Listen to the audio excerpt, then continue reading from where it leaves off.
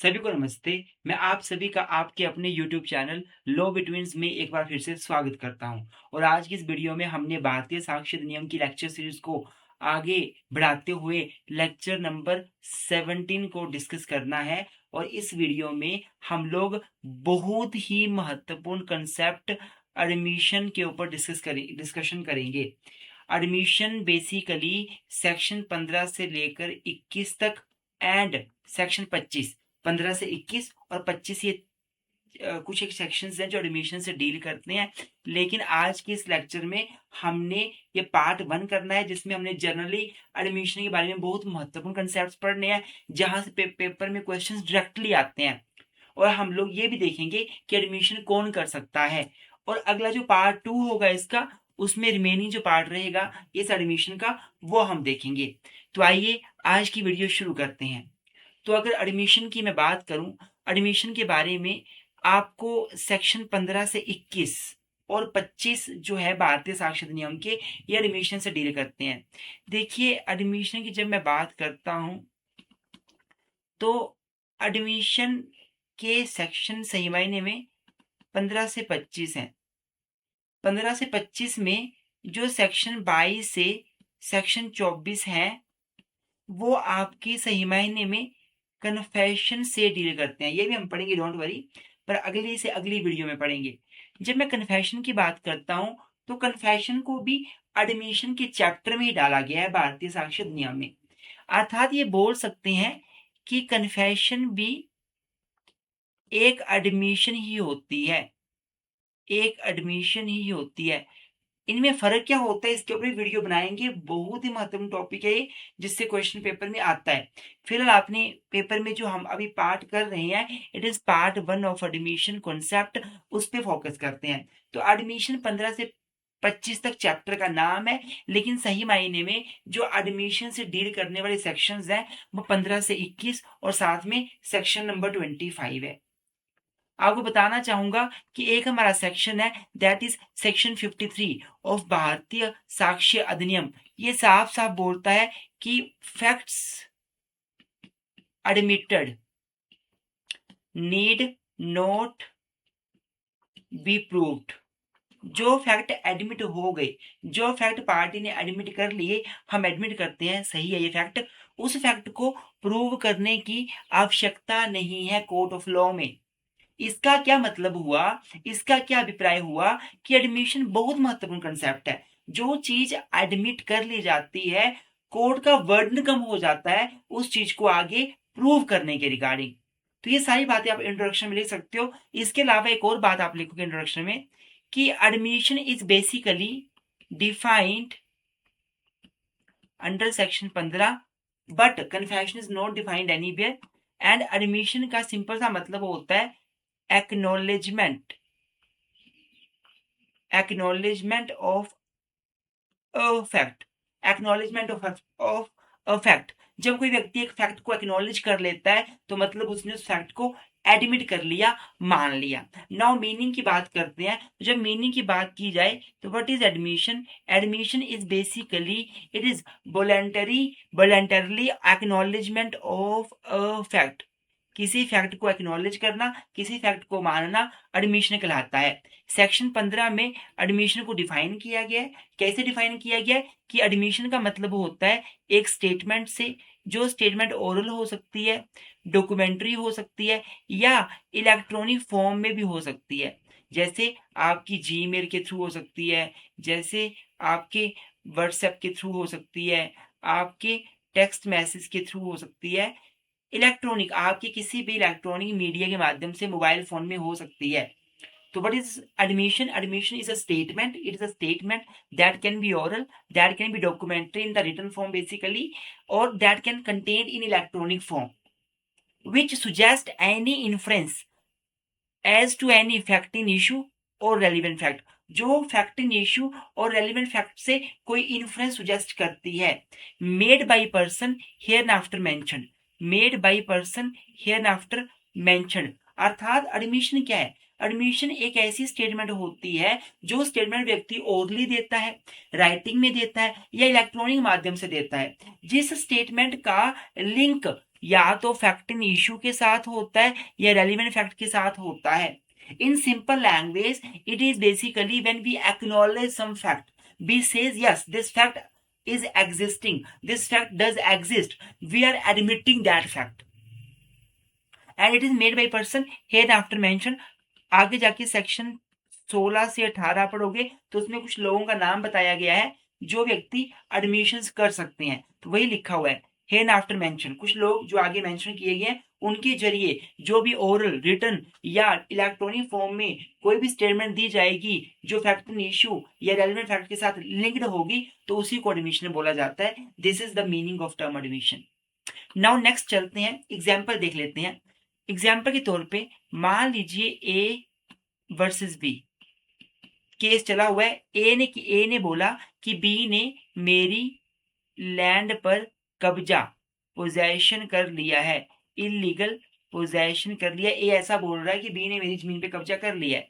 Suppose ए ने पूरी plaint लिखी हुई है और प्लेंट में ए ने सारी बातें लिखी हुई हैं कि बी ने मेरी जमीन पे कब्जा किया हुआ है। बी, सपोज ए ने पहले लिखा है बी यहाँ का निवासी है, फिर लिखा है कि ए और बी दोनों, बी और मेरी दोनों की जमीन हमारी बिल्कुल एडजॉइनिंग है। फिर इसने लिख दिया कि बी उस जमीन पे घर बना रहा है। फिर इसने लिख दिया कि बी जो है वो उस घर बनाते हुए उसने मेरी जमीन पे अराउंड 10 फीट इंटरनली उसने मेरी जमीन पे कब्जा कर लिया है। अब बी की बारी आई। बी ने अब रिटर्न स्टेटमेंट में रिप्लाई किया।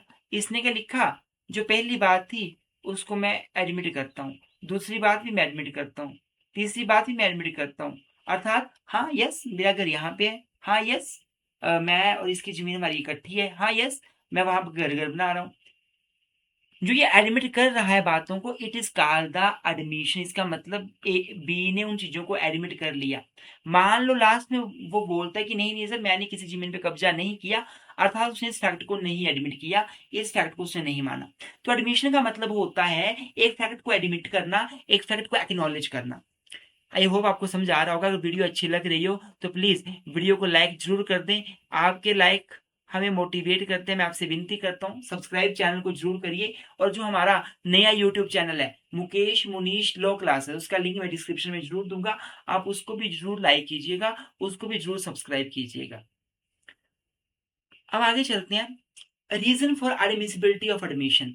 अगर कोई व्यक्ति किसी चीज को एडमिट कर लेता है तो क्या रीजन है कि हम उसको महत्व देते हैं, उसको कोर्ट एडमिट करता है, उसको कोर्ट महत्व देता है। सबसे पहला रीजन है admission as waiver of proof. Section 53, section 53 Bharatiya Sakshya Adhiniyam साफ साफ बोलता है कि facts admitted need not be proved. जो फैक्ट एडमिट कर लिए उनको प्रूव करने की आवश्यकता नहीं है। जब फैक्ट जो प्रूव कर लिए उन जो फैक्ट एडमिट कर लिए गए उनको प्रूव करने की आवश्यकता नहीं है। इसका अभिप्राय ये हुआ कि जब कोई व्यक्ति एडमिशन करता है, किसी बात को मानता है, तो ये वेवर ऑफ प्रूफ की का काम करता है, अर्थात उस चीज को प्रूव करने का जो बर्डन है वो खत्म हो जाता है। क्योंकि हम किसी चीज को अगर एडमिट कर रहे हैं तो उसको प्रूव नहीं करना पड़ता, तो इसका मतलब कोर्ट का बर्डन कम होता है। इसलिए कोर्ट इस एडमिशन को एडमिसिबल करता है। Why admission is admissible by the court of law? Because this admission acts as a waiver of proof. Second, admission is a statement against interest. देखो एडमिशन में होता क्या है, एक व्यक्ति कोई चीज एडमिट करता है और मैक्सिमम टाइम वो अपने अगेंस्ट वो बात मानता है। हाँ मैंने ये काम किया है। सपोज मान लीजिए दो व्यक्ति हैं ए और बी। ए बोल रहा है कि बी ने मेरे से पैसे उधार लिए थे और बी मुझे पैसे वापस नहीं कर रहा। बी बोलता है मैंने तो पैसे लिए नहीं उधार इससे, लेकिन वही बी सी डी ई को बता चुका है कि यार मैंने ए के पैसे उधार लिए थे, ए ने मेरा जीना हराम कर दिया, वो पैसे मांग रहे हैं, मैं कहां से पैसे दूं। अर्थात बी पहले ही मान चुका है, एडमिट कर चुका है अपने दोस्तों को सी डी ई को कि मैंने ए से पैसे उधार लिए थे, अर्थात उसने अपने इंटरेस्ट के अगेंस्ट स्टेटमेंट दे दी है। और कोई भी व्यक्ति अपने इंटरेस्ट के अगेंस्ट झूठी स्टेटमेंट नहीं देता, सच्ची स्टेटमेंट ही देगा, झूठ कोई नहीं बोलेगा अपने इंटरेस्ट के अगेंस्ट। मैं कभी नहीं जानबूझ के बोलूंगा कि मुझे किसी से मैंने उधार लिया हुआ है, मैं कभी जानबूझ के नहीं बोलूंगा कि यार मैंने उसकी जमीन पे कब्जा किया हुआ है। जब मेरे वो सच्ची स्टेटमेंट होगी, जब मेरे इंटरेस्ट के अगेंस्ट स्टेटमेंट मैं तभी दूंगा जब वो सच होगी। जानबूझ के मैं कभी नहीं बोलूंगा जो मेरे अगेंस्ट है। तो क्योंकि एडमिशन हमेशा एक व्यक्ति के इंटरेस्ट के अगेंस्ट स्टेटमेंट होती है, इसको इसलिए एडमिशन को बहुत महत्व दिया जाता है। Admission as the evidence of contradictory statement. देखो, एडमिशन हमेशा कॉन्ट्राडिक्टरी स्टेटमेंट का एक सबूत होता है। कैसे? मान लो एक व्यक्ति कोर्ट में बोल रहा है नहीं नहीं मैंने तो इसके पैसे देने नहीं है, नहीं नहीं मैंने तो इससे कभी उधार लिया नहीं है, लेकिन वो उससे पहले 4-5 लोगों को बोल चुका है कि मैंने इसके पैसे देने हैं, मैंने इससे उधार लिया है। अर्थात अब जो वो बोल रहा है वो कॉन्ट्राडिक्ट हो गया जो उसने पहले दोस्तों को बताया था उससे। तो एडमिशन जो बात बोलता है बंदा, वो दूसरी स्टेटमेंट से उससे कॉन्ट्राडिक्टरी होती है। जब कॉन्ट्राडिक्टरी होती है तो उसको ज्यादा महत्व दिया जाता है, क्योंकि कोर्ट में केस को प्रूव करने के लिए बहुत महत्वपूर्ण स्टेटमेंट मानी जाती है जो पहले वाली स्टेटमेंट से कॉन्ट्राडिक्टरी हो। आई होप आपको मेरी बात समझ आ रही होगी। स्टूडेंट, जो भी आपको स्क्रीन के ऊपर ये नोट्स दिख रहे हैं, ये नोट्स आपने फ्री ऑफ कॉस्ट लेने हैं। मतलब ये नोट्स जो आपको दिख रहे हैं, जो मैंने हाथों से लिखे हुए हैं, जो मैं पढ़ा रहा हूँ, ये नोट्स लेने अगर आपने फ्री ऑफ कॉस्ट, तो हमारे टेलीग्राम पेज मुकेश लो बिटवीन्स को जाके ज्वाइन कीजिए। उसमें ये नोट्स मैंने डाले हुए हैं, और आपको जो लिंक है टेलीग्राम का वो हमारे इसी वीडियो के डिस्क्रिप्शन में मिल जाएगा। ये नोट्स बिल्कुल फ्री हैं। और आपको बता दूं, अगर आपने पेड नोट्स लेने हैं जो सिस्टेमेटिक इंटायर भारतीय साक्ष्य अधिनियम के हैं, जो हमारी मेहनत के नोट्स हैं, जो हमने 4-4 5-5 सोर्सेज से डाटा इकट्ठा करके नोट्स बनाए हैं, कोई कॉपी पेस्टेड नोट्स नहीं है गूगल से उठाया और 2 दिन में नोट्स तैयार कर दिए, वैसा काम बिल्कुल भी नहीं है। और वैसे आपने ऑथेंटिक नोट्स लेने हैं तो वो पेड है। उनके लिए आप हमारे व्हाट्सएप नंबर 9816492276, 9816634276, इस पे मैसेज कर सकते हो, या हमारी एप्लीकेशन मुकेश मुनीश लो क्लासेस में जाकर आप विजिट कर सकते हो। अगर आपको लिंक चाहिए एप्लीकेशन का तो डिस्क्रिप्शन में मैंने दिया हुआ है। अब आगे चलते हैं। अब फॉर्म्स ऑफ एडमिशन, एडमिशन कितने टाइप की होती है? तो एडमिशन आपकी 2 टाइप की होती है। एक होती है जुडिशियल एडमिशन और एक होती है extra judicial admission. Judicial admission एक ऐसी एडमिशन होती है जब व्यक्ति कोर्ट के सामने किसी चीज को एडमिट करता है। जैसे मान लीजिए किसी व्यक्ति ने अपनी प्लेंट में जो कोर्ट को प्लेंट दी उसमें कुछ एडमिट कर लिया, या किसी व्यक्ति ने अपनी रिटर्न स्टेटमेंट में जो कोर्ट को दी उसमें कुछ एडमिट कर लिया, या कोर्ट को कोई एप्लीकेशन दी उसमें कुछ एडमिट कर लिया, it is the judicial admission. And as far as the extra judicial admission is concern, it is admission out of court. जब कोर्ट के बाहर व्यक्ति कुछ एडमिट करता है, जैसे व्यक्ति ने अपने फ्रेंड के सामने, अपने दोस्त के सामने, अपने मित्र भाई बंधु के सामने कुछ एडमिट कर लिया, it is extra judicial admission. The judicial admission is very very important. It is having a very relevant value, very effective value. Extrajudicial is also very important, but as compared to judicial, it has some less value. But yes, both are important evidence before the court of law. Now, admission as exception of hearsay rule. मैंने आपको एक lecture पढ़ाया था भारतीय साक्ष्य अधिनियम की lecture series में, race जेस्चे section 4 BSA, और इसमें मैंने बताया था कि जस्ट एक्सेप्शन है हियरसे रूल की। अगर आपने मेरे पीछे के जो 16 लेक्चर्स हैं वो नहीं देखे हैं तो वो देखिए। उन लेक्चर से आपका BSA का बेस क्लियर होगा, आपकी जुडिशरी तक की लेवल होगी, लेवल की तैयारी होगी। LLB BA LLB की तो तैयारी है ही है, जुडिशरी APO APP इन एग्जाम्स की तैयारी आपकी होगी। तो अगर आपने वो लेक्चर्स नहीं देखे हैं पहले वो पक्का देखिएगा, लिंक मैंने डिस्क्रिप्शन में दिया हुआ है। तो स्टूडेंट्स देखिए, रेस जेस्चे में मैंने बताया था कि res gestae is an exception of hearsay rule. Hearsay rule क्या होता है और हियरसे रूल की एक्सेप्शंस क्या है, 100% पेपर में क्वेश्चन आता है। इवन दो सेक्शन 54 55 जो आगे पढ़ेंगे वो इस क्वेश्चन को कवर करता है, लेकिन आप अभी से स्टार्ट कर दो क्या क्या एक्सेप्शन है हियरसे रूल की, बाद में इकट्ठा करने में आसानी हो जाती है। तो एक एक्सेप्शन तो पढ़ ली हम लोगों ने, रेस जेस्चे। अब दूसरी एक्सेप्शन है हमारी दैट इज योर, ये केस यहाँ पे गलत लिख दिया मैंने, इसको ठीक कर दूं। जो दूसरी एक्सेप्शन है, it is your admission. Admission is an exception of hearsay rule. Case है R वर्सेस फोस्टर। समझने की कोशिश करना क्या होता है। मान लीजिए एक व्यक्ति किसी को पैसा देता है, मान लीजिए सपोज एक व्यक्ति किसी को पैसा देता है और चलो इसको छोड़, ये केस छोड़ देते हैं आर फोस्टर। मैं आपको पहले आर फोस्टर की फैक्ट थोड़े से अलग है, कोई बात नहीं, मैं आपको एग्जाम्पल से इसको समझाता हूँ अच्छे से। एग्जाम्पल के रूप में मान लीजिए ए वर्सेस बी केस चला हुआ है, जिसमें ए बी को बोल रहा है कि बी ने मुझसे उधार लिया था और मेरा पैसा वापिस नहीं कर रहा। बी बोलता है नहीं, मैंने कोई पैसा उधार नहीं लिया है। अब हुआ क्या, पता चला कि बी ने सी को, डी को, ई को बताया हुआ है कि मैंने यार ए के पैसे उधार लिए थे और ए मुझसे पैसे मांग रहा है और मेरे पास पैसे नहीं है, मैं कैसे पैसे वापस करूं। अब कल को सी डी ई कोर्ट में आते हैं, विटनेस बन के आते हैं ए के फेवर में और बोलते हैं जी बिल्कुल बी ने हमें बोला था कि इसने ए से उधार लिया है। अब कोर्ट बोलेगा बी को, क्या आपने, सॉरी इनको विटनेसेस को बोलेगा, क्या आपने बी को ए से पैसे लेते हुए अपनी आंखों से देखा? जी नहीं देखा। आपको किसने बताया? जी हमें बी ने खुद बताया। तो ये तो सुना सुना एविडेंस हुआ ना। हियरसे एविडेंस का मतलब होता है जो एविडेंस हम अपनी आंखों से नहीं देखते, अपने कानों से नहीं सुनते, लेकिन हम किसी और से परसीव करते हैं, किसी और व्यक्ति से सुनी सुनाई बातों को बोलते हैं हियरसे रूल, हियरसे एविडेंस।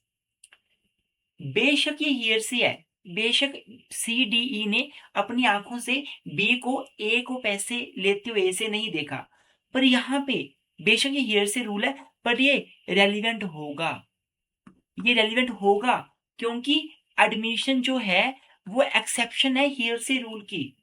जब कभी कोई व्यक्ति किसी के आगे फैक्ट को एडमिट करता है तो बेशक वो उस व्यक्ति के लिए जिसके आगे फैक्ट एडमिट किया गया है उसके लिए एक हियरसे एविडेंस है, बट ये रेलिवेंट होता है, कोर्ट उसको मानता है। बेशक सी डी ई ने बी को खुद पैसे लेते हुए नहीं देखा, पर बी खुद बता रहा है कि मैंने पैसे ए से लिए हैं, तो ये हियरसे रूल की एक्सेप्शन मानी जाएगी। It is relevant, it is exception of hearsay rule.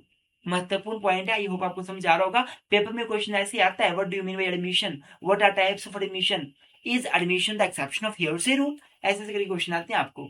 तो ये सारे कंसेप्ट आपने अच्छे से पढ़ने हैं। अभी तक जनरल कंसेप्ट हम पढ़ रहे हैं। नेक्स्ट, इससे पहले एक और पॉइंट है जो छूट गया, वो लिख लीजिए, एडमिशन बाय कंडक्ट।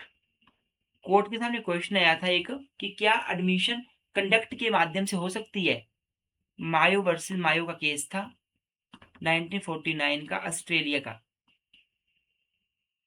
इस केस में कोर्ट ने क्लियर कर दिया कि आप अपने कंडक्ट के माध्यम से भी फैक्ट को एडमिट कर सकते हो। इस केस में क्या हुआ था, एक लड़की थी, वो अपने बच्चे की एडमिशन करवाने के लिए स्कूल में जाती है, वो पूरा सर्टिफिकेट भर देती है, लेकिन वहां पे फादर का नाम नहीं लिखती, फादर का ऑक्यूपेशन नहीं लिखती। तो कोर्ट ने ये बोला इस केस में कि जब लड़की फादर का नाम नहीं लिख रही है, फादर का ऑक्यूपेशन नहीं लिख रही है, बाकी पूरा फॉर्म भर के दे रही है, तो इसका मतलब वो लड़की मानती है कि मेरे इस बच्चे का जिसकी एडमिशन होनी है उसका या तो कोई फादर का पता नहीं है या वो बच्चा ही इलेजिटिमेट है। ये इस केस में बोला गया था कि ये एडमिट माना, ये फैक्ट एडमिट कर रही है लड़की, हम ये मानेंगे कि बच्चा उसका लेजिटिमेट नहीं है, बिकॉज उसने एडमिट कर लिया बाय कंडक्ट ये बात। नाउ एविडेंशियरी वैल्यू क्या है एडमिशन की, एडमिशन का एविडेंशियरी वैल्यू क्या है। तो सबसे पहला जो पॉइंट है वो है it is substantive piece of evidence. ये बहुत ही महत्वपूर्ण एविडेंस है। सब्सटेंटिव का मतलब होता है इंपॉर्टेंट। ये एक ऐसा एविडेंस है जो कोर्ट हमेशा महत्व देता है, कोर्ट जिसको इग्नोर कभी नहीं करता। हाउएवर ये कंक्लूसिव नहीं है, ऐसा नहीं है कि किसी ने कोई बात एडमिट कर ली इसके आधार पे पूरा केस डिसाइड कर दो, नो, ये कंक्लूसिव नहीं है, लेकिन हाँ ये सब्सटेंटिव पीस ऑफ एविडेंस है, इंपॉर्टेंट पीस ऑफ एविडेंस है। इसका यूज हम एज एन एस्टोपल भी कर सकते हैं, और सेक्शन 25 ये बात बोलता भी है कि एडमिशन जो व्यक्ति एडमिट कर लेता है किसी बात को, कल को वो उस बात से मुकर नहीं सकता, मुकरेगा तो उसके ऊपर एस्टोपल लग जाएगा, he can not deny what he admitted earlier, admission acts as estoppel. तो दूसरा पॉइंट क्या है इसका, evidentiary value of admission, it is used as an estoppel. तो एविडेंशियरी वैल्यू एडमिशन की किसको एज एस्टोपल यूज किया जाता है। एस्टोपल का मतलब होता है हम किसी को कोई स्टेटमेंट से मुकरने के लिए मना कर देंगे, एक बार किसी ने कोई बात एडमिट कर ली तो बाद में वो उस स्टेटमेंट से मुकर नहीं सकता, रिफ्यूज नहीं कर सकता, स्टेप बैक नहीं कर सकता। तो सेक्शन 25 साफ साफ ये बात बोलता है कि एडमिशन बेशक कंक्लूसिव नहीं है, लेकिन यह स्टॉपर का काम करती है। जिस व्यक्ति ने एडमिट किया है वो मुकर नहीं सकता, वो स्टेप बैक नहीं कर सकता। और लास्ट हमारा पॉइंट है fact admitted need not to be proved, section 53। Section 53 ये भी एडमिशन की एविडेंशियरी वैल्यू है कि एक बार किसी ने कोई फैक्ट एडमिट कर लिए तो उन फैक्ट्स को दोबारा से प्रूव करने की आवश्यकता नहीं है। Bharat Singh versus Bhagirathi 1966 supreme court ने इस केस में यही बात बोली थी कि once you admit something then other party need not to be proved, need not to prove that fact because you have admitted the fact already। तो हमारा ये महत्वपूर्ण पार्ट खत्म हो गया। अब हम लोग अपने बेयर पार्ट पे जा रहे हैं, that is persons whose admissions relevant. कौन से लोग हैं जिनकी एडमिशन रेलिवेंट होती है, या छोटे शब्दों में ये बोलूं मैं कि एडमिशन कौन कौन कर सकता है, कौन व्यक्ति फैक्ट को एडमिट कर सकता है। तो सेक्शन 16 से लेकर 18 तक के जो प्रोविजंस हैं वो आपको यही बताते हैं कि एडमिशन कौन कर सकता है। इसमें एडमिशन, ये मैंने एक चार्ट बना दिया है, ये चार्ट आगे जो लिखे हुए पॉइंट्स हैं उन्हीं को देख के बनाया हुआ है। तो ये चार्ट आप देख लीजिएगा, पेपर में पक्का लिख कर आइएगा। एग्जाम अच्छा मिलता है, एग्जाम में अच्छे मार्क्स मिलते हैं जब चार्ट बनाया गया हो।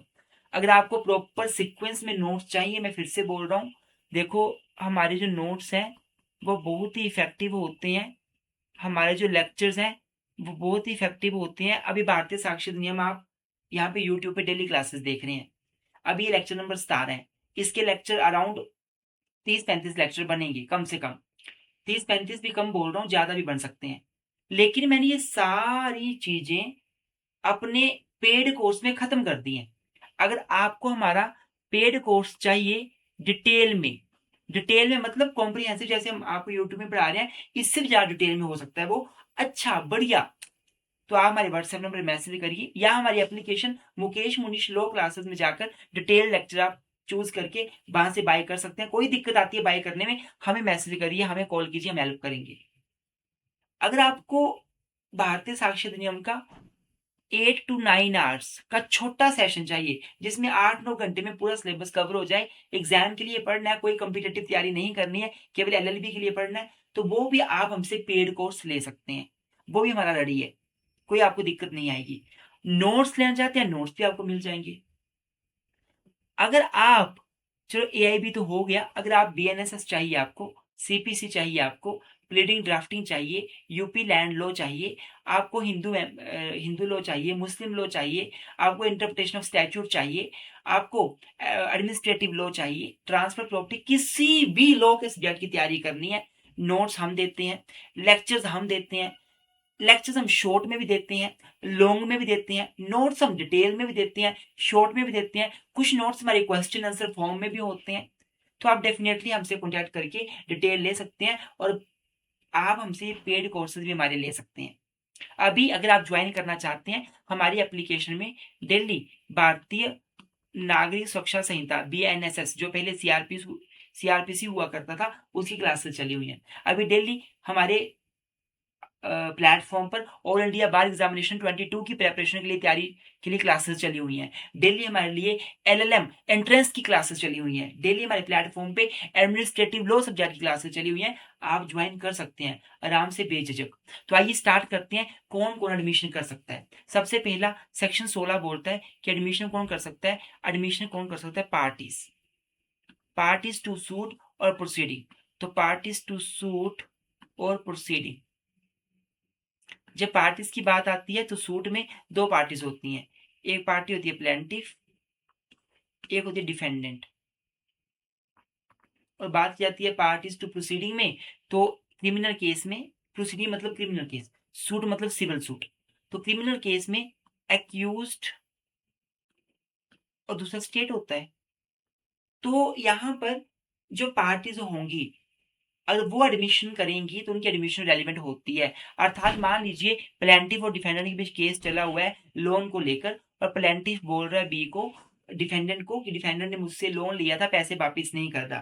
डिफेंडेंट बोलता है मैंने तो लोन लिया नहीं, लेकिन वही डिफेंडेंट जाके अपने दोस्तों को बता रहा है कि मैंने तो यार प्लेंटिफ का लोन भी वापिस करना है और उसके ऊपर तो इंटरेस्ट ही बड़ा ज्यादा हो गया होगा। ये स्टेटमेंट जो डिफेंडर ने दी, defender is the party to suit, तो डिफेंडर की स्टेटमेंट यहाँ पे रेलिवेंट हो जाएगी अंडर भारतीय साक्ष्य अधिनियम सेक्शन 16। अब सेक्शन 16 का 16 में ही बताया हुआ है by agent of the parties to suit. जो पार्टीज हमारी थी, प्लेंटिफ था, डिफेंडेंट था या एक्यूज था, उनके जो एजेंट्स हैं, जो जहां एजेंट्स कौन होता है, देखो एजेंट, एक कॉन्ट्रैक्ट आपका एजेंसी का कॉन्ट्रैक्ट बनता है जिसमें एक पार्टी एजेंट होती है और दूसरी पार्टी प्रिंसिपल होती है। तो जो एजेंट प्रिंसिपल का रिलेशनशिप जब पाया जाता है, तो एजेंट जो व्यक्ति है वो जो भी बोलेगा उसके लिए प्रिंसिपल लाइबल होगा। याद कीजिए, वो प्रिंसिपल, गलत लिख दिया मैंने, प्रिंसिपल, प्रिंसिपल है ना। याद कीजिए, एक एक बड़ी महत्वपूर्ण मैक्सिम है, रेस्पोंडेंट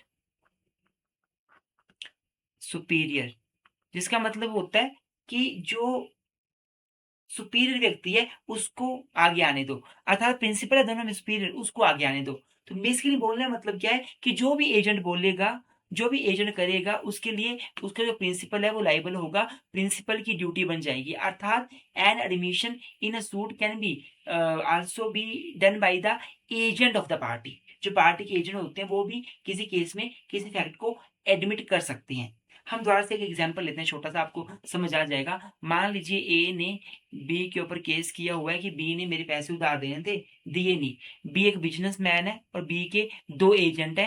बी का एक एजेंट मिस्टर एल है और एक एजेंट मिस्टर एन है। ये दो इसके एजेंट है। ये जो दो एजेंट है ये बी का सारा काम देखते हैं, बी का सारा बिजनेस देखते हैं, बी का सारा पैसा कितना आना है कितना जाना है सब देखते हैं। और ये दोनों एजेंट कहीं पे जाके एडमिट कर रहे हैं कि यार बी के पास तो लाइबिलिटी बहुत ज्यादा हो गई है, बी ने ए के पैसे देने हैं, बी ने इसके पैसे उसके पैसे, ऐसा एल और एन एडमिट कर लेते हैं। तो ये स्टेटमेंट जो एल और एन ने एडमिट की बी के बिहाफ में, वो बी के ऊपर बाइंडिंग होगी, क्योंकि एल एन क्या है, वो एजेंट है और स्टेटमेंट ऑफ एजेंट इज यहाँ पर रेलिवेंट होगी under section 16, that is by agent. Next, by person having proprietary और पेक्यूनरी इंटरेस्ट। जिन लोगों का किसी प्रॉपर्टी के ऊपर प्रोप्रिएटरी मालिकाना इंटरेस्ट होता है, प्रोप्रिएटरी इंटरेस्ट होता है, या पेक्यूनरी पैसों के लेकर कोई इंटरेस्ट होता है, तो वो व्यक्ति भी इंटरेस्ट दे सकता, वो व्यक्ति की स्टेटमेंट भी एडमिशन हो सकती है। हम एग्जाम्पल देते हैं। मान लीजिए ए और बी, इन दोनों ने मिलकर क्या किया, एक प्लॉट लिया। इन दोनों व्यक्तियों के इस प्लॉट को लेकर प्रोप्रिएटरी और पेक्यूनरी इंटरेस्ट है। मान लो ए और बी ने ये प्लॉट तो लिया था, पर इन्होंने कुछ यहाँ पे फॉर्जरी भी की थी, कुछ डॉक्यूमेंट्स का हेरफेरी करी थी। जो प्लॉट बड़ा था उसको डॉक्यूमेंट्स में छोटा दिखा के कम पैसे पे करके कुछ फॉर्जरी भी करी थी, कुछ गलत भी किया हुआ था। मान लो ए और बी दोनों कुछ एडमिट कर रहे हैं कहीं पे रिगार्डिंग दिस प्लॉट, तो इनकी स्टेटमेंट रेलिवेंट होंगी, बिकॉज ए और B both are the person having proprietary interest in this plot, both are having the pecuniary interest in this plot. It means simply that if a person has some proprietary interest in anywhere or some pecuniary interest anywhere, then whatever statement will be made would be relevant against the against the person जिसका proprietary interest है, pecuniary interest है। मैंने और मेरे भाई ने, मैंने मुकेश ने और मुनीश ने मिलके एक प्लॉट लिया। उस प्लॉट को लेके मैं कोई स्टेटमेंट दे रहा हूँ। मान लो उस प्लॉट पर मैंने कल को हमने लोन ले लिया, मॉर्गेज कर दिया प्लॉट को, और मैं कहीं बता रहा हूँ कि हमने प्लॉट को मॉर्गेज किया हुआ है। तो कल को कभी क्वेश्चन फ्यूचर में राइज होता है कि प्लॉट पे किसने लोन लिया था, इन्होंने लोन लिया था, मॉर्गेज किया था प्लॉट, तो मेरी जो स्टेटमेंट है वो रेलिवेंट होगी, क्योंकि मेरा उस प्लॉट में पेक्यूनरी एंड प्रोप्राइटरी इंटरेस्ट है। Next, by sweater in representative character. देखो आपको पता है रिप्रेजेंटेटिव सूट का मतलब होता है जब कभी एक व्यक्ति औरों के बिहाफ में केस फाइल करता है। तो मान लीजिए एक हिंदू ज्वाइंट फैमिली का कर्ता बाकी फैमिली मेंबर के बिहाफ में कोई सूट फाइल कर रहा है, या किसी प्रॉपर्टी का एडमिनिस्ट्रेटर बाकी लोगों के बिहाफ में कोई केस चला रहा है, तो जो कर्ता है या जो एडमिनिस्ट्रेटर है, जो औरों के बिहाफ में रिप्रेजेंट कर रहे हैं औरों को और केस चला रहे हैं, तो उनकी जो स्टेटमेंट होगी वो किसी भी केस में रेलिवेंट मानी जाएगी, एडमिशन मानी जाएगी। लेकिन ये स्टेटमेंट जो है वो उन्होंने उसी टाइम दी हो जब वो ये करेक्टर होल्ड कर रहे हैं, अर्थात जब वो करता है, जब वो एडमिनिस्ट्रेटर है, उसी टाइम वो एडमिशन दे तभी वो रेलिवेंट होगी, अदरवाइज वो रेलिवेंट नहीं होगी। Next, admission by person from whom the parties to suit have derive the interest. Admission by person, कौन सा पर्सन? फ्रॉम होम, जिससे, party to suit have derive the interest. बड़ा महत्वपूर्ण पॉइंट, ध्यान सुनना। Party to suit, a versus b, इनके बीच case चला हुआ है। ए ने किसी से कोई लैंड ली है, ए ने किसी से कोई प्रॉपर्टी ली है, तो एडमिशन बाय द पर्सन, कौन सा पर्सन? जिससे प्रॉपर्टी ली है, जिससे इंटरेस्ट लिया है, जिससे पार्टी टू सूट ने इंटरेस्ट लिया है। मान लीजिए ए और बी का आपस में केस चला है रिगार्डिंग द लैंड, कि लैंड पहले मॉर्टगेज थी या नहीं थी। सपोज, ये एग्जाम्पल लिखा है बड़ा अच्छा, इसी को पढ़ लेते हैं, इससे समझ आ जाएगा। मान लीजिए ए जो है वो ओनर है हाउस का, ठीक है, एक व्यक्ति है, वो घर का मालिक है। He is in possession of it, वो उस घर के, जो जिसका वो मालिक है उसकी वो पोजेशन में है। While in possession, investor with ownership of the house makes a statement that he has mortgage house to be for rupees 10,000। A जो घर का मालिक है वो बोल रहा है कि मैंने अपने घर को बी को दिया है 10,000 लोन लेकर, मॉर्टगेज किया है मैंने बी को। अब कल को ए अपने घर को सी को बेच देता है। अब बी, जिसको घर मॉर्टगेज किया गया था, वो जाके सी के ऊपर केस कर देता है कि सी मुझे 10,000 दो, मैंने ये घर मॉर्टगेज पे लिया था, मैंने पैसे दिए हैं, अब तुमने खरीद लिया तो तुम मुझे अब पैसे दो वो वाले, तुमसे रिकवरी करूंगा। सी बोलता है कि घर को पहले कभी मॉर्टगेज किया ही नहीं गया, घर तो मॉर्टगेज है ही नहीं। तो statement by a person from whom c has derived the interest would be relevant. अब केस क्या चला हुआ है? केस चला हुआ है बी वर्सेस सी, यही केस चला हुआ है ना। बी जो है वो लोन देने वाला बंदा है, और सी जिसने घर खरीदा है ए से, और ए ने लोन लिया था। तो statement by A is a person from whom the C has derived the interest, from whom the C has derived the interest. A की स्टेटमेंट रेलिवेंट हो जाएगी। C contents that house never mortgage to be, here B can prove the statement of A।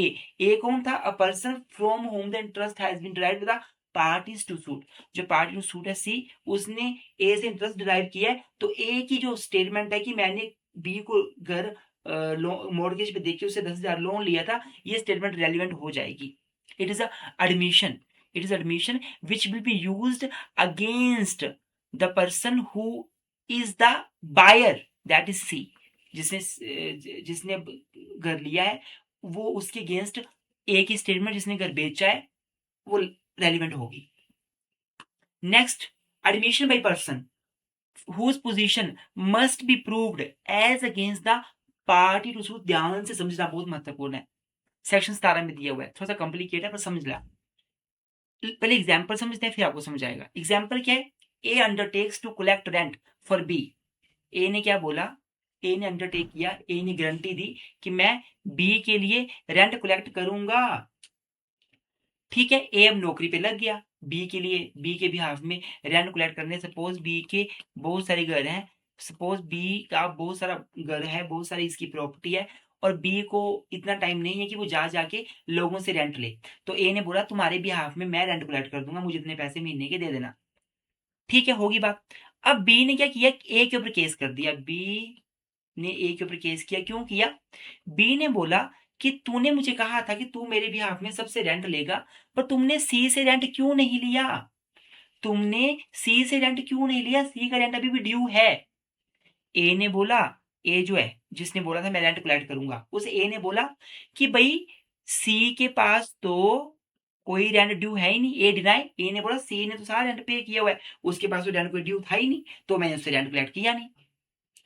अब a statement by C sees the stranger, stranger एक सी व्यक्ति है, उसने जो स्टेटमेंट दी होगी वो रेलिवेंट होगी। कौन सी स्टेटमेंट की? Yes, he owed B rent is admission. C ने अगर सी बोलता है कि हाँ मैंने इस महीने का रेंट भी देना है, वो रेलिवेंट होगी। किसके अगेंस्ट? ए के अगेंस्ट रेलिवेंट होगी। अगर ए मना कर रहा था, फिर बार से बताते हैं हम लोग ध्यान से। Admission by person whose position must be proved as part against party to suit. Party to suit ये है, और ये पोजीशन ऑफ पर्सन है। देखो क्या लिखा हुआ है यहाँ पे। एक व्यक्ति है, वो बोलता है जी मैं तुम्हारे बिहाफ में रेंट कलेक्ट करूंगा सभी से। वो रेंट कलेक्ट करता है, किसी एक से रेंट कलेक्ट नहीं करता है। जिससे रेंट कलेक्ट नहीं करता है, तो केस चल पड़ता है कोर्ट में कि आपने रेंट कलेक्ट क्यों नहीं किया। अब बी ए के ऊपर केस कर रहा है कि आपने सी से रेंट क्यों नहीं लिया, क्या सी के साथ तुम मिले हो, क्या तुमने सी के पैसे खुद खाने थे, तुमने रेंट क्यों नहीं लिया। तो ए बोलते हैं सी का रेंट तो कोई ड्यू था ही नहीं। अब जो सी की स्टेटमेंट है, जो सी स्टेटमेंट देगा, वो रेलिवेंट हो जाएगी।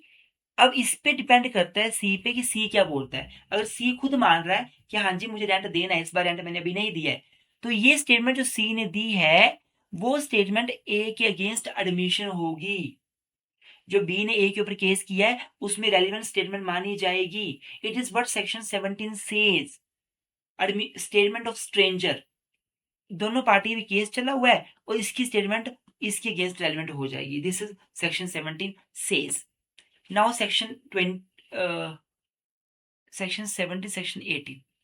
सेक्शन 18 हो गया ये वाला, ठीक है। It is section 18। Admission by person expressly refer to by the party to suit. यहां बोल रहा है एडमिशन कौन कर सकता है, कौन एडमिशन कर सकता है, रेफर्ड पर्सन। रेफर्ड पर्सन, मान लीजिए मैं कहीं पे जाता हूँ, मुझे कोई सामान परचेज करना है, मुझे घोड़ा या मुझे कोई घोड़ा या कोई कुत्ता या कुछ भी सामान लेना है, मुझे डॉग लेना है, परचेज करना है मुझे कोई घोड़ा वगैरह। और मैं जाके मालिक से पूछता हूँ कि ये घोड़े के बारे में बताइए, क्या क्या इसकी फीचर्स हैं और ये घोड़ा पागल तो नहीं है। तो मालिक बोलता है जाइए आप मिस्टर सी से पूछिए, मिस्टर सी को घोड़े के बारे में सब पता है, वो आपको बता देंगे। तो अब मिस्टर सी के पास गया मैं, तो जो बात मिस्टर सी बोलेंगे वो एडमिशन मानी जाएगी। किसके अगेंस्ट, उस मालिक, जो घोड़े का मालिक है उसके अगेंस्ट। जब एक व्यक्ति को मालिक खुद रेफर कर रहा है, मैं तो मालिक के पास किया, मुझे घोड़े के बारे में बताइए, घोड़ा क्या क्या है, क्या क्या नहीं, क्या रेट है इसका, और वो मुझे रेफर कर रहा है जाके किसी सी के पास, तो सी जो बोलेगा वो मालिक को कल को मानना पड़ेगा, वो मालिक के अगेंस्ट एडमिशन होगी। तो स्टूडेंट्स, अभी तक हमने जनरल कंसेप्ट पढ़ा है, एडमिशन क्या होती है, एडमिशन कौन कर सकता है। अगला जो पार्ट होगा वो बहुत महत्वपूर्ण होगा, और अगले पार्ट में, पार्ट 2 में हम पढ़ेंगे कि कौन सी एडमिशंस रेलिवेंट होती है कोर्ट में, कौन सी नहीं। एडमिशन जो है उसकी क्या क्या एविडेंशियरी वैल्यू है, एडमिशन कब सेल्फ सर्विंग, अपने आप को बचाने वाली स्टेटमेंट्स कब एडमिशन बन जाती हैं, रेलिवेंट बन जाती हैं। अगला पार्ट जरूर देखिएगा। इस पार्ट में इतना ही। फिर से आपको बता दूं, आपको हमारे कोई भी पेड सर्विस चाहिए, आपको हमारी कोई भी लेक्चर चाहिए, नोट्स चाहिए, शॉर्ट लॉन्ग, तो आप हमारे व्हाट्सएप नंबर पे मैसेज करके हमसे मटेरियल ले सकते हैं, हमसे डिटेल ले सकते हैं। हमारे यूट्यूब चैनल मुकेश मुनीश लो क्लासेस जो नया चैनल है, उसका लिंक मैंने डिस्क्रिप्शन में दिया है, उसको अपनी सपोर्ट दें। हमारा ये वाला चैनल लो बिटवीन्स, इसको अपने दोस्तों के साथ शेयर करें। इसमें हम लोग आपके LLB, BA LLB, आपके LLM, आपके जुडिशरी, आपके APO, आपके APP, आपके AIBE सबकी तैयारी करवाते हैं। Thank you so much. Keep sporting law with twins.